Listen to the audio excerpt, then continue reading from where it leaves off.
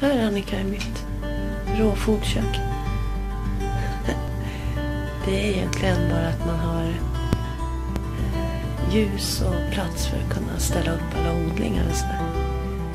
Så längst ner här så har vi, allra längst ner så har vi en solroskott. Och sen så har vi vetegräs. Jag vet inte hur det syns här nu. Sen har vi mera solroskott.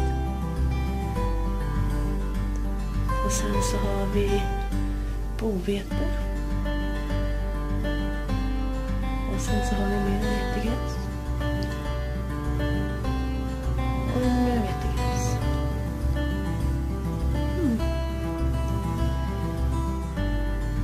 Det är egentligen att kunna ha plats och palta med vatten och ha som en liten produktionslinje för att hålla det gående liksom. I de här skåpen så ställer jag vetegräset när det gror och tills det har kommit upp ett par centimeter. Då blir det jämnt och fint. Och där är groddburkar. Och här har vi groddvete som ska bli till rivlack. Lite bröd. Och mera groddburkar.